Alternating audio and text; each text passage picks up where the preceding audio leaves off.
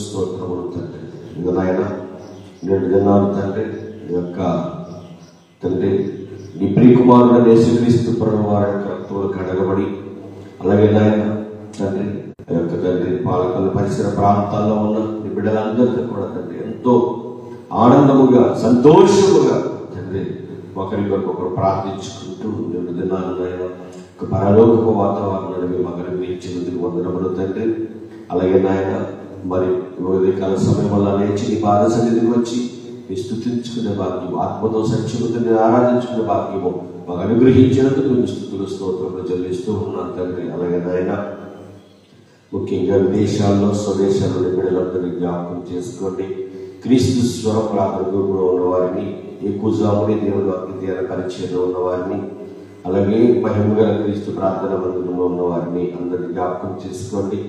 అందరికి ఆరోగ్యం ఇచ్చి బలం ఇచ్చి శక్తినిచ్చి మురుగురికి నడిపించే సత్యవాక్యమును సరిగా విభజించి ఉపదేశిస్తున్న ప్రతి కుటుంబాలను కూడా వాక్యానుసారంగా బ్రతుకుతున్న ప్రతి కుటుంబాలను కూడా దీవించి ఆశీర్వదించండి. వారు ముఖ్యంగా ఆకలితో వారికి ఆహారము, వస్త్రహీనులకు వస్త్రమును, బలహీనులకు బలమును, అధైర్యంలోకి ధైర్యమును, తండ్రి అనారోగ్యంలోకి ఆరోగ్యము సమస్తము కూడా దయచేయమని ప్రార్థిస్తూ ప్రార్థపడుతూ మరి ముఖ్యంగా కిరణ్ అనే సహోదరుడి కొరకు ప్రత్యేకంగా ప్రార్థన చేస్తూ ఉన్నాను తండ్రి.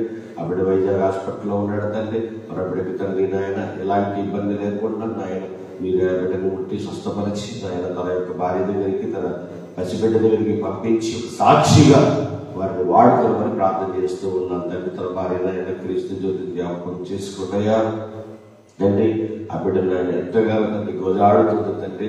ఆ బిడ్డ నీ యందు పశ్చాత్తాపడింది తండ్రి, నీ యందు క్షమాపణ కోరింది తండ్రి. కాబట్టి ఆ బిడ్డ నాయన తన భర్తను రక్షించుకుని తండ్రి కుటుంబముగా నీ పని చేసే బిడ్డగా బిడ్డని నాయన మీరు వాడుకోమని ప్రార్థిస్తూ ప్రార్థపడుతూ ఉన్నాను తండ్రి. వాక్యం ధ్యానిస్తూ ఉండగా మీరు మాతో మాట్లాడడం బలపరిచి స్థిరపరచడం, అలాగే నాయన కుటుంబం నిమిత్తము అంతమంది సహకారంగా ఉంటాయి నాయన బిడ్డగా తండ్రి. నాయన తోడుగా మేము ఉన్నాము అని అంటూ తండ్రి ముందుకు వెళ్ళి ఆ బిడ్డ కొరకు ప్రార్థిస్తూ నాయన అలాగే తండ్రి నాయన అవసరాలను సహాయం చేస్తూ ఉన్నారు. బిడ్డలందరినీ జ్ఞాపకం చేసుకోండి. ఈ ఆత్మీయ బంధము గొప్పగా నిలబెట్టండి. మా కొరకు రాని యేసుక్రీస్తు వరకు నీ నామము ఈ ప్రార్థన మనం అడిగి వేడుకొనిచున్నాము తండ్రి. ఆమేన్ ఆమేన్. అందరికీ ప్రభు పేరట వందనములండి. మరి ముఖ్యంగా మీ అందరికీ నాతోటి ఎవరైతే ఒక ఎక్కువ పరిచర్యలో ఉండి ఒక ఫేస్బుక్ లైవ్ ద్వారా అలాగే యూట్యూబ్ ద్వారా కూడా ఈ మాటలు ఎంతమంది అయితే వింటున్నారో వారందరికీ నా హృదయపూర్వక వందనములండి. మరి ముఖ్యంగా నేడు దినాన చాలా ఆనందకరమైన వాతావరణం, రోజు ఆనందకరమైన వాతావరణం నాకైతే మరి ఎక్కువగా ఆ యొక్క సహోదరు ఆత్మీయ సహోదరులు కలుసుకోవడానికి కొన్ని పరిసర ప్రాంతాలకు వెళ్ళవలసిన అవసరం వచ్చింది. ఇలా వెళ్ళినప్పుడు ముఖ్యంగా వెళ్ళడానికి కారణం ఏంటంటే క్రీస్తు స్వరం ప్రార్థన గ్రూపులో ఉన్న బట్టి అన్ని ఎలా ఏర్పడతాయో తెలియదు కానీ దేవుడు మహాకృప అసలు ఊహించిన కార్యం దేవుడు గొప్పగా చేస్తాడు. ప్రేమ దేవుడు వల్ల నిజంగా ఊహించము. అసలు ఇలా అవుతుందని మనం ఎప్పుడు కూడా ఊహించం. అలాంటి గొప్ప గొప్ప కార్యాలు దేవుడు నా జీవితంలో చేస్తున్నందుకు నేను ఆయనకి ఏమి చేయాలో రుణం తీర్చలేను. అసలు విదేశాలు వెళ్తానని నేను అనుకోలేదు. వర్క్ నిమిత్తం పని నిమిత్తం వెళ్ళాను. అక్కడ కొంతమంది ఆత్మీయులను సంపాదించుకున్నాను. ఆ రోజు నుంచి కూడా ఆత్మీయ బంధం గొప్పగా ముందు కొనసాగుతూ ఈరోజు మన ఆంధ్ర రాష్ట్రంలో కొన్ని చోట్ల దేవుడు పరిచయం నేను లేకపోయినప్పటికీ అక్కడ పరిచయం జరగడం, ఆకలితో ఉన్న అనేక మందికి ఆకలి తీర్చడం, ఎవరైనా ఇబ్బందులు ఉన్నప్పుడు వారు చాలా కష్టపడుతున్నప్పుడు సమస్యలు ఉన్నప్పుడు వారి దగ్గరికి వెళ్ళి వాదార్చడం, ఈ యొక్క క్రీస్తు స్వప్రార్థన గ్రూపులో ఉన్న వారు, అలాగే ఈ కుజాముని దేవ పరిచయంలో ఉన్నవారు, మహిమగల క్రీస్తు ప్రార్థన మందిరం ఈ పరభద్రపుర గ్రామంలో ఉన్న ఈ మహిమగల క్రీస్తు ప్రార్థన మందిరంలో ఉన్న కొంతమంది సంఘ సభ్యులు వారు నాకు తోడుగా ఉండి నేను చేసే ప్రతిఫలం కూడా వాళ్ళు చేతులిస్తూ ఉన్నారు.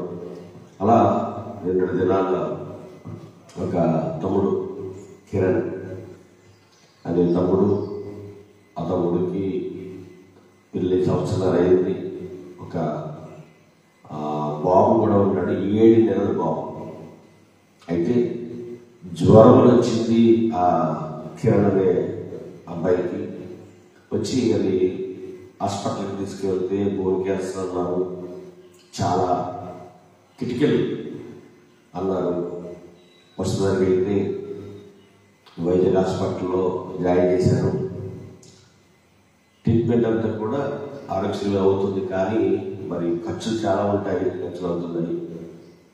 నిజానికి ఆ కిరణ్, అలాగే కిరణ్ యొక్క భార్య క్రీస్తు జ్యోతి, వాళ్ళకి ఇచ్చిన బాబు, వాళ్ళు ఒక పాట ఉంటారన్నమాట. ఆ కిరణ్కి తల్లిదండ్రులు లేరు.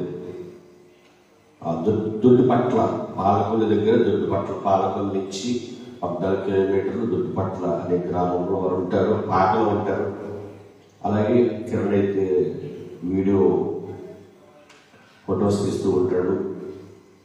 అయితే ఇలా జరగడంతో ఒకేసారి వాళ్ళ కుటుంబం అంతా కుదేలైపోయింది అనమాట. వాళ్ళ పరిస్థితులు అసలు బాగాలేదు. అయితే ఆ విషయాలు తెలియగానే క్రీస్తు స్వరం ప్రార్థన గ్రూప్లో ఉన్న టీం వారందరూ కూడా ఆ బిడ్డ కొరకు ఎంతో ప్రార్థన చేశారు. ఇంకా కువైట్ అనే ఆ ప్రాంతంలో ఏ గ్రూపులు ఉన్నాయో వారికి కూడా చెప్పి ప్రార్థన చేయించడం.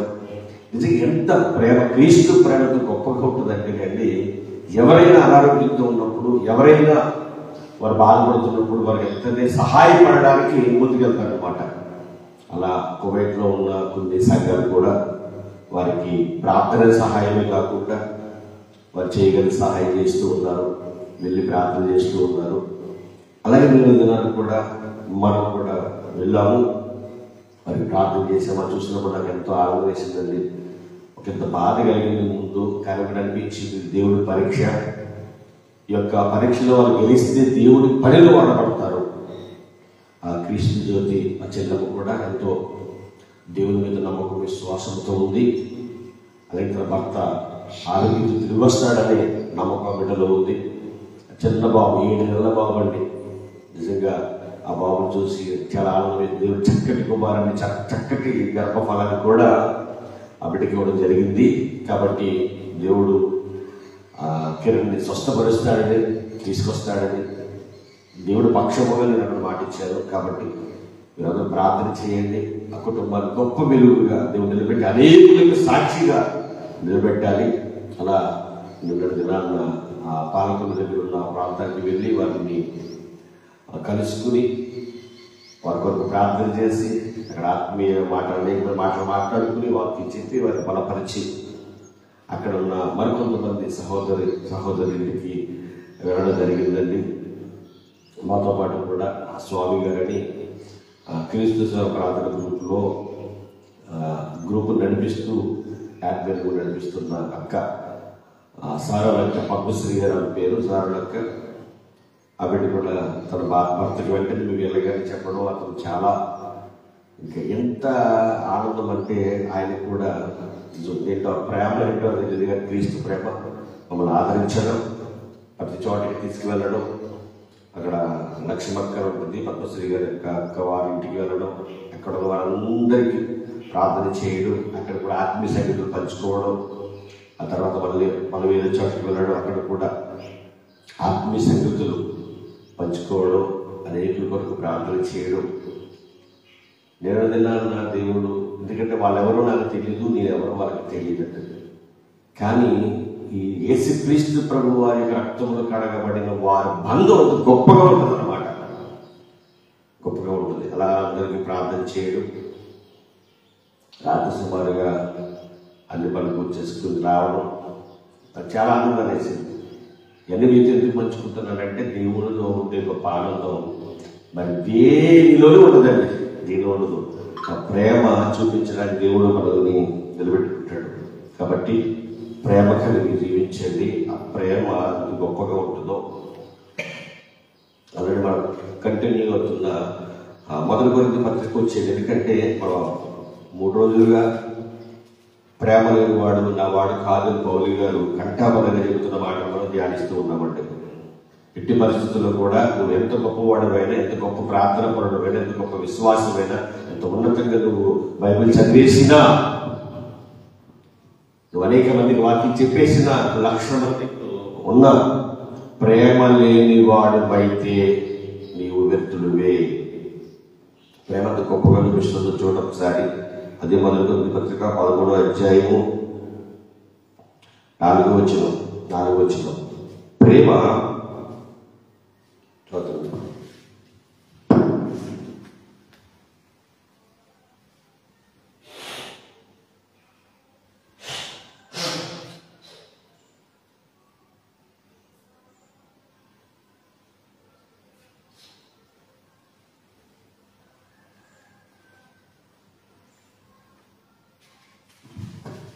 క్షమించండి. మొదటి కొరింథీ పత్రిక 13వ అధ్యాయము 4వ వచనం. ప్రేమ దీర్ఘకాలము సహించును, దయ చూపించు.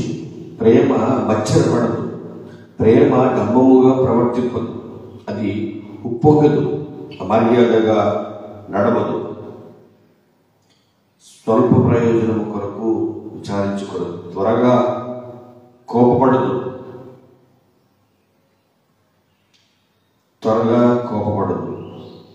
అపకారములను మనసులో ఉంచుకున్నదు, దుర్నీతి విషయమై సంతోషపడక సత్యమందు సంతోషించును, అన్నిటినీ తాళును, అన్నిటినీ నమ్మును, అన్నిటినీ పరీక్షించును, అన్నిటినీ ఓర్చును. ప్రేమ శాశ్వత కాలం ఉండెను.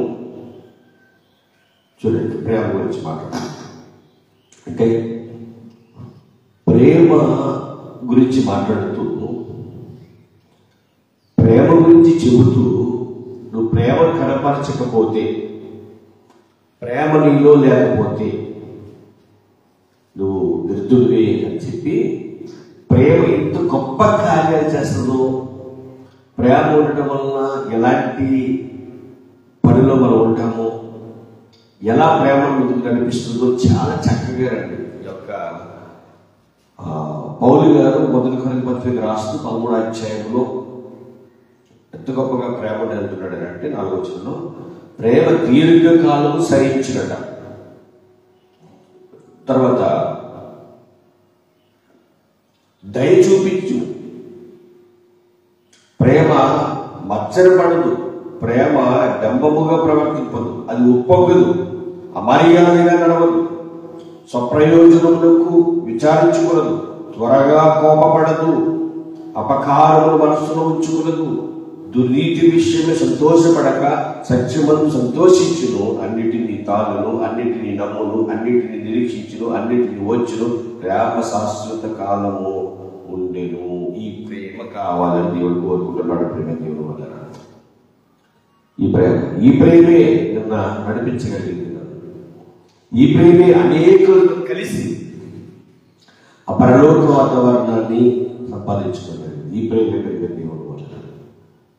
మరి ఇట్టి ప్రేమ, ఇట్టి కృప, ఇట్టి దయ మనం నిత్యము నిరంతరం వల్ల ఉండాలి. అనేకుల కొరకు ప్రార్థించాలి. అనేకుల్ని దేవుడు నడిపించే గొప్ప యోధురాలుగా, గొప్ప ఉన్నతమైన వారుగా, దేవుని యొక్క స్వరూపం చేయబడిన దేవుని పిల్లలముగా నిత్యము కూడా దేవుని పనిలో చక్కగా ముందుకి కొనసాగాలి. అలా కొనసాగాలి అని అంటే దేవుని వాక్యాన్ని గట్టిగా పట్టుకోవాలి. ఆ ప్రేమను మాట్లాడడం కాదు, ఆ ప్రేమను క్రియల్లో చూపించాలి. అటు ప్రేమ, అటు క్రియ, అటు కృప దేవుడు నిండుగా మనందరి కుటుంబాల్లో దయచేయుగాక. ఆమేన్, ఆమేన్. ప్రార్థన చేసుకుందాం. పరలోకమందున్న మా తండ్రి, ఈ పరిశుద్ధుడు శ్రేష్టమైన ఘనమైన నామముకు స్తుతులు స్తోత్రములు తండ్రి. దేవా, ఇంత గొప్ప అవకాశం మీరు మాకు ఇచ్చినందుకు వందనములు తండ్రి. ఈరోజు ఎంతగా మేము ఆనందముగా సంతోషంగా ఉన్నామంటే మీరు మా పట్ల చూపించిన ప్రేమ. అలాగే నేడు దినాలు తండ్రి, నీ బిడ్డలమైన మేమందరము కూడా కలిసి తండ్రి ఆయన మహిమపరచుటకు మీరు మా పట్ల చూపిన కృపకై స్తుతులు స్తోత్రములు చెల్లిస్తూ, ప్రేమ కలిగి ఉండటం మంచిది, అది మీ యొక్క కుటుంబానికి ఆశీర్వాదకరం అన్న మాటను మా అందరూ చూపించిన రీతిగా సహాయం దయచేయండి. మా కొరకు రాని ఉన్న యేసుక్రీస్తు వరకు దినామన్న ఈ ప్రార్థన అడిగి వేడుకొచ్చున్నాము తండ్రి. ఆమేన్. తండ్రి బ్రాహ్మీ కుమారుడు యేసుక్రీస్తు ప్రభువు కృప పరిశుద్ధాత్మని సహవాసం ఇప్పుడు ఎల్లప్పుడూ సదాకాలం తోడై నడిపించుగాక. ఆమేన్. ఆమేన్. అందరికీ వందనాలండి. రేపు ఉదయకాల సమయంలో కలుసుకుందాము. God bless you. Amen.